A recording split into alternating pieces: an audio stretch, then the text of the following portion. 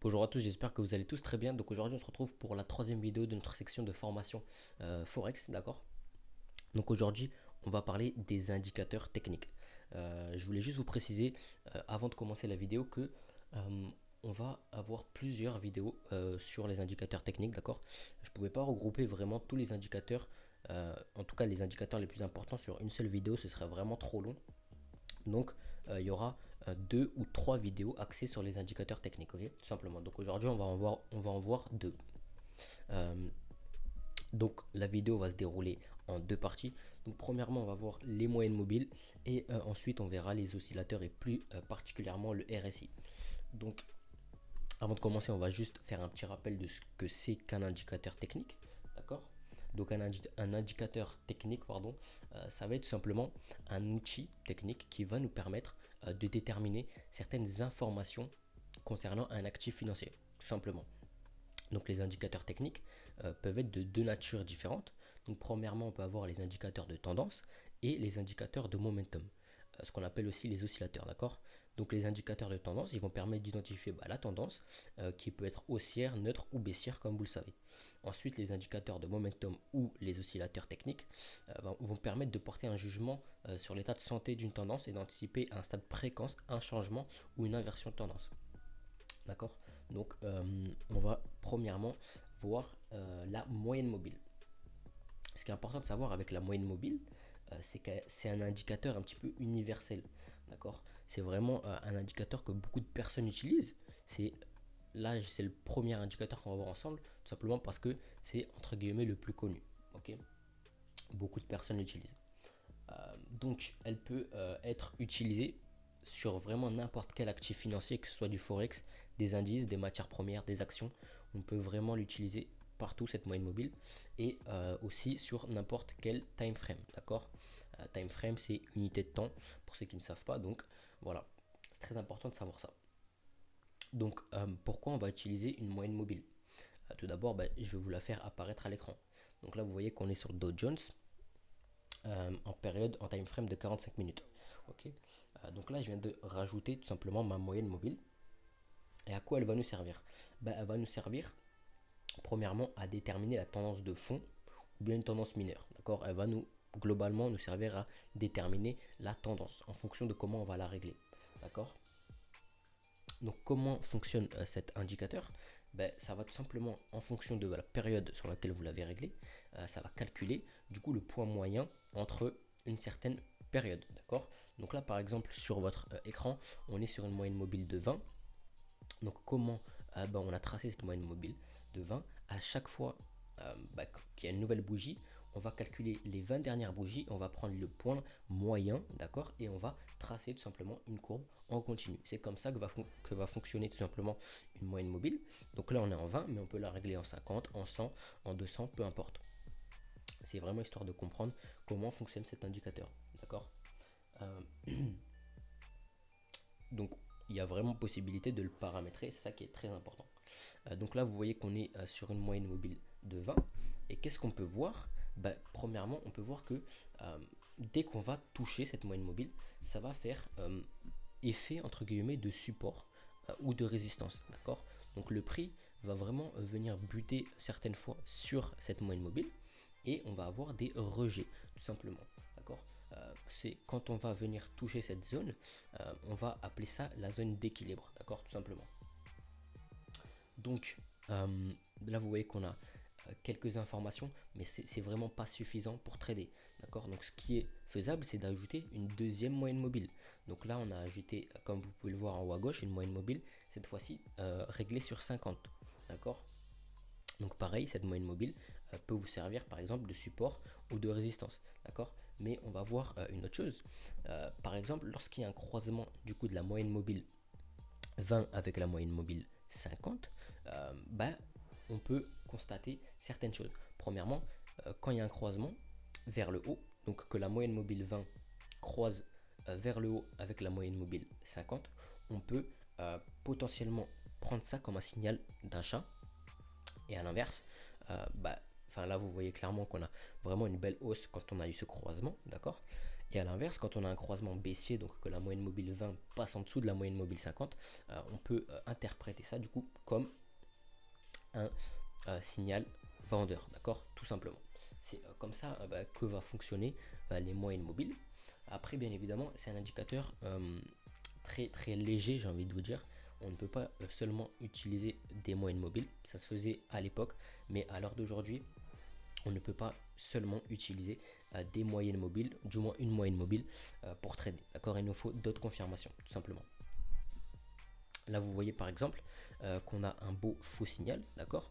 Donc, on était en période haussière et là, on a vu en fait notre moyenne mobile 20 venir toucher notre moyenne mobile 50. On aurait pu interpréter ça comme un croisement, mais sauf que vous voyez que pas du tout, on est directement reparti à la hausse. Donc c'est pour ça, voilà, il y a beaucoup de faux signaux et il faut savoir les interpréter et les éviter surtout. C'est le plus important. Deuxièmement, on va voir le RSI. Donc le RSI, il fait partie de la famille des oscillateurs, comme je vous l'ai dit précédemment, d'accord.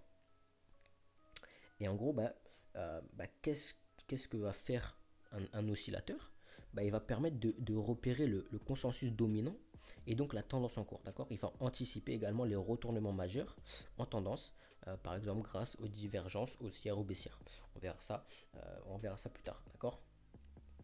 Donc c'est vraiment important de comprendre ça. Donc ça va être un indicateur de surachat et de survente, d'accord. Donc lorsque le marché progresse fortement sans connaître de phase de consolidation par exemple, on va dire que le marché est suracheté, d'accord. À l'inverse, lorsque le marché décline fortement sans consolider, il devient survendu, d'accord. Donc en surachat, ça va être lorsque notre RSI va dépasser la zone des 70, et à l'inverse en survente, ça va être quand notre RSI va dépasser la zone des 30, d'accord. Donc on va illustrer tout ça. Donc premièrement, vous voyez que là, j'ai tracé une zone rouge qui correspond à la zone où le RSI va être en survente.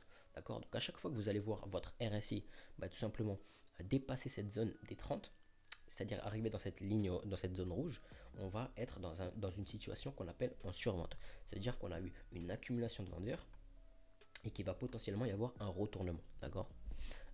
À l'inverse, donc, on va avoir la zone de surachat qui va se situer entre les 70 et les 100. D'accord. Donc là, cette zone, je l'ai tracée en verte.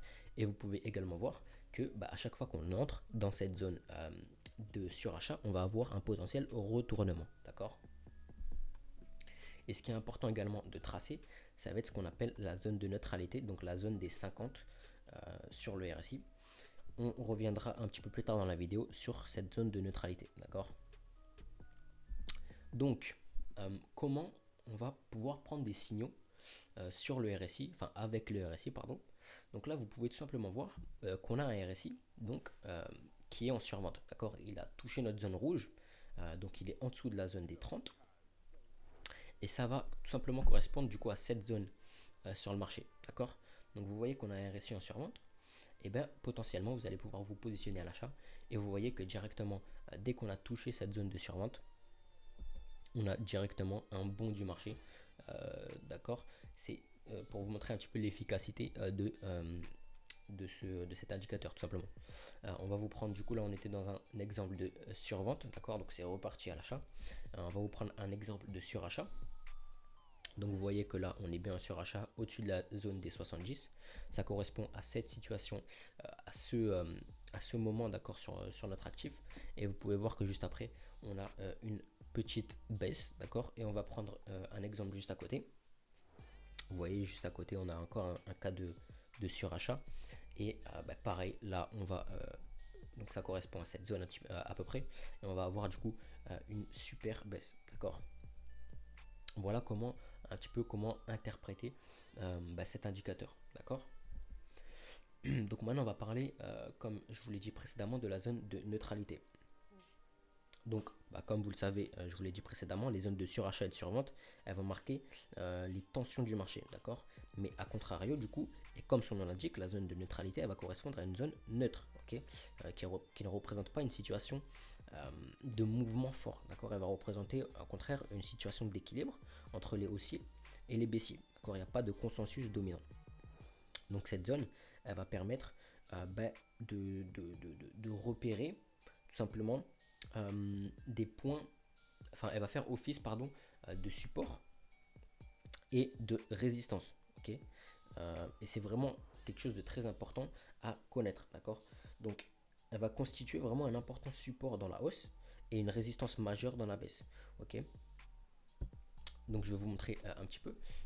Dès qu'on se situe au-dessus de la zone de neutralité, donc au-dessus de la zone des 50, entre les 50 et les 70, on va être dans un marché qui va plutôt être haussier. Donc ce qu'on va privilégier, ça va tout simplement être des achats. Ok, tout simplement. Par contre, si on est en dessous de la zone de neutralité, donc entre les 50 et les 30, on va être dans une zone plutôt vendeuse, tout simplement. D'accord, on va privilégier de la vente. C'est très important de connaître ça pour ne pas, par exemple, prendre un signal haussier alors qu'on a un RSI tout simplement, soit en survente, soit dans une zone de neutralité, enfin en dessous de la zone de neutralité. D'accord. Et ce qu'on va surveiller, comme je vous l'ai dit, étant donné que la zone de neutralité va faire office de support et de résistance, on va surveiller son comportement quand elle approche, quand le RSI approche de la zone des 50. D'accord. Vous pouvez voir comme ici que on a eu un RSI qui est venu buter sur la ligne, sur la zone des 50. D'accord. Et ça arrive très souvent. D'accord. On a plusieurs exemples que je peux tout simplement vous noter ici, ici, ici. Voilà, on a vraiment plein d'exemples. Ok. Donc voilà un petit peu comment tout simplement va fonctionner notre RSI. On va dans une prochaine vidéo parler des divergences, d'accord. On va parler de divergences, donc on peut trader les divergences avec le RSI, mais je ferai ça dans une autre vidéo, d'accord, parce que c'est un sujet qui est un petit peu plus complexe, d'accord. C'est vraiment, là on reste encore une fois, comme je me répète à chaque vidéo, sur une structure de débutant, d'accord. C'est-à-dire que c'est vraiment histoire de vous initier à cet indicateur, et au fur et à mesure, on ira voir comment on peut vraiment optimiser du coup cet indicateur, d'accord. Donc voilà, on a vu donc ce que c'était que les moyennes mobiles et ce que c'était que le RSI, d'accord. Donc c'est les deux indicateurs qu'on va voir dans cette vidéo. Comme je vous l'ai dit, il va y avoir d'autres vidéos sur d'autres indicateurs. La prochaine vidéo, on verra donc le stochastique et le MACD, d'accord. Donc j'espère du coup que cette vidéo vous aura appris certaines choses, d'accord. On reste vraiment, comme je me répète à chaque fois, dans une structure de débutant, d'accord. C'est vraiment histoire de vous initier à ces indicateurs, et puis on les verra plus en profondeur dans les prochaines vidéos. Ok. Donc j'espère du coup que cette vidéo vous aura plu. N'hésitez pas à nous le faire savoir en mettant un petit pouce bleu, d'accord, en nous faisant des retours positifs ou des critiques mais constructives, d'accord, il n'y a pas de souci.